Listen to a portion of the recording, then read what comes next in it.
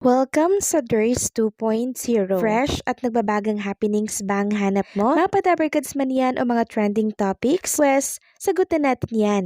Kaya naman isubscribe nyo na ang ating channel para sa mga nagbabagang balita everyday. Welcome back again sa ating YouTube channel mga kadabarkads, and for today's video, ang pag-uusapan natin ay tungkol sa mga importanteng ganap sa loob at sa labas ng Itbulaga at unahin na nga nating pag-usapan ang dapat nating abangan bukas, araw po yan ng Friday. Para po ito sa mga dabarkads na may VIP pass sa YouTube channel po ng Itbulaga. Sabi nga dito, kantahan na kasama ang Singing Queens ngayong Friday, 4 p.m. Maging VIP Dabarkads, go to Itbulaga TVJ and click join para mapanood ang by request ng Singing Queens by January 16 po yan, 2026. So bukas na po yan mga kadabarkads. Samantalang pinasilip naman po ng Itbulaga ang nangyari backstage na kung saan ay intense nga po ang nangyari noong Saturday para po yan sa Pinoy Henyo or sa GB5. Sabi pa nga dito, intense na ang game pero mas level up ang kaba ng mga working Pinoy Henyo off-cam. Samantalang lubos po ang pasasalamat ni Lucky M. Robles sa patuloy po na pagsuporta sa Itbulaga at sa mga clones natin. Sabi niya nga salamat po ng marami sa lahat ng nanood ng Clones Open sa Itbulaga TVJ. Thank you so much TVJ Production and Itbulaga for the opportunity, and thank you Mama Oreo Black and Kuya Pedro Bosita Jr. and the Hollow Black sa help po voice music arrangement. So pansinin nyo mga kadabarkads, lagi po siyang nagpapasalamat at very thankful na naging parte po ng Itbulaga. Samantalang early bird naman po sa SQG na dumating dito sa TV5 Media Center or sa studio po ng Itbulaga. Patay pa daw po yung ilaw pero ando na siya mga kadabarkads. Sabi niya nga, early bird, patay pa ang ilaw. Work. So 8 a.m. ando na po siya sa Itbulaga. Kung tutuusin, 12 pang ere ng Itbulaga, di ba? Partida mga kadabarkads, nagbantay pa po yan ng kanyang lola sa hospital. Tunay nga pong napakabait na apo at anak ni SQG. Sabi niya nga po kahapon, nilalamig daw po yung paa ng lola niya, kaya po parang minasage niya, tapos nilagyan niya po ng parang ointment. And alam nyo, sobra po ang pasasalamat niya sa miracle po na nangyari para sa kanyang lola. Sabi niya dito, thank you Lord at binalik niyo po si Lola sa amin. Nagpaalam na ang lahat kasi sinabi ng doktor pati ng ate kong nurse, dinouble check pa, wala na talaga. Pero muli siyang nabuhay, ang lakas namin sa'yo, to God be the glory. So pag talaga malakas ang pananampalataya mga kadabarkads at tulong-tulong magdarasal, wala pong imposible.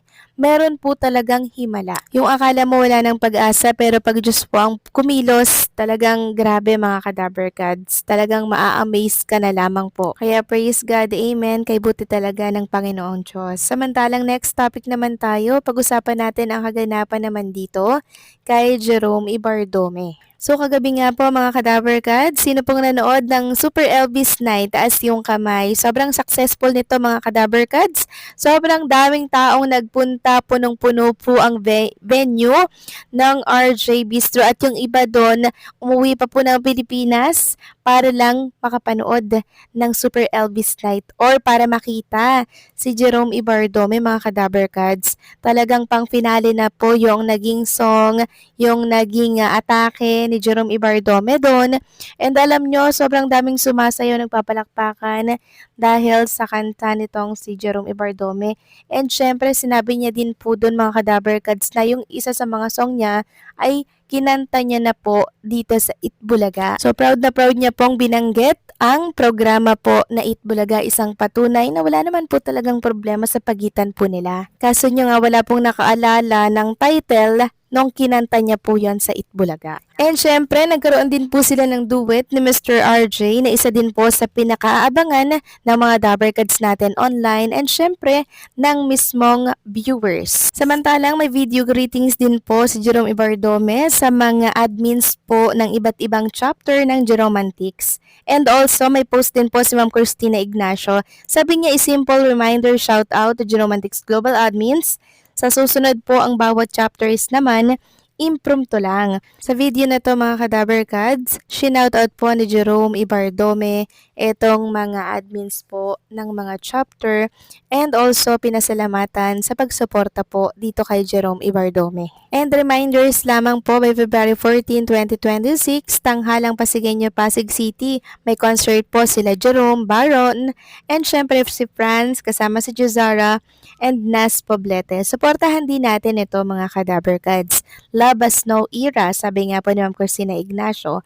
Join us for Love Yan Time, a magical concert where music transcends generations and hearts beat as one. Experience unforgettable melodies, timeless love song, and moment that will stay with you forever. So, pwede nyo pong isama yung mahal nyo sa buhay, yung inyong iniirog, kasintahan, iniibig, or kahit sino pa yan, pwede nyo pong isama dito. Basta magpa-reserve lamang po kayo ng ticket. 4 to 7 p.m. po ang concert ng ating mga clones. Samantalang isang Dabber Cards naman po ang nabagsakan daw ng tiles sa ulo at sa likod habang nasa CR. Sinong Dabber Cards yan na walang iba kundi po si Sexpam Jopay. So ito po palang dahilan mga ka-Dabber Cards kung bakit siya po ay na-ER. Sinugod po siya sa hospital. Pero no major injuries naman mga ka-Dabber Cards. Minor lang po yung nangyari. Sabi dito nabagsakan ng tiles mula sa kisame ng banyo ang ulo at likod ng original member ng Sexbomb Girls na si Jopay Fagia.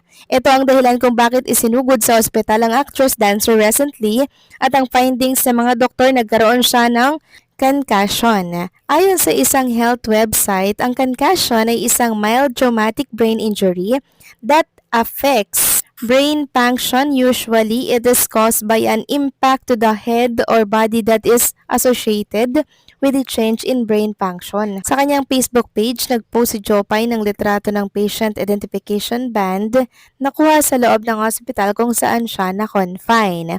Ang nakalagay sa caption, laban, walang babawi. Kasunod nito, nag-explain nga ang OG Sexbomb member kung ano talaga ang nangyari sa kanya. Nabagsakan nga raw siya ng bathroom tiles sa ulo at likod. Sabi dito, maraming salamat po sa lahat ng nag-alala at patuloy na nagdarasal. Na-hospital ako matapos nabagsakan ng tiles ng CR ang ulo at likod ko kaya kinailangang magpa-CT scan at MRI.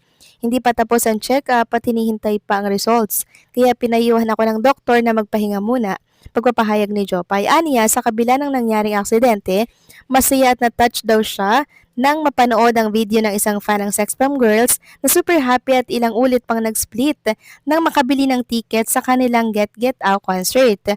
Napaiyak ako nang makita ko ang saya ng isang fan na nakabili ng ticket ng Sexbomb concert na alala ko kung bakit ako lalaban. Sabi niya, Diyos ang lakas ko at dahil sa inyo, lalaban ako hanggang matapos ang round 5 ng concert. Mahal na mahal ko kayo, mensahe ni Jopay. Bumuhos naman ng Get Well Soon, message ng mga netizen para kay Jopay. Isang fan pa ang nag-alala ng bonggang-bongga sa nangyari sa kanya.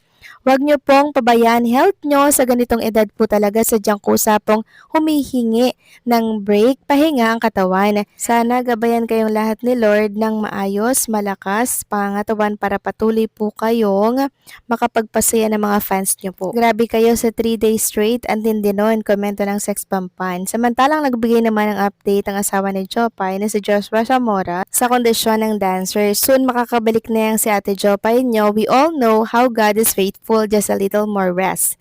Thanks God, there was no serious injury. We are still taking precautionary measures, more consultations with the doctor. So yun po talaga yung nangyari mga Cadaver Cards kung bakit siya isinugod sa emergency room. So pagaling ka Jopay, maraming nag-aantay sa iyong fans na mga sex bomb sa susunod niyong concert. So paano mga Cadaver Cards, hanggang dito na lamang po ang update natin. Maraming salamat sa patuloy na pagsuporta.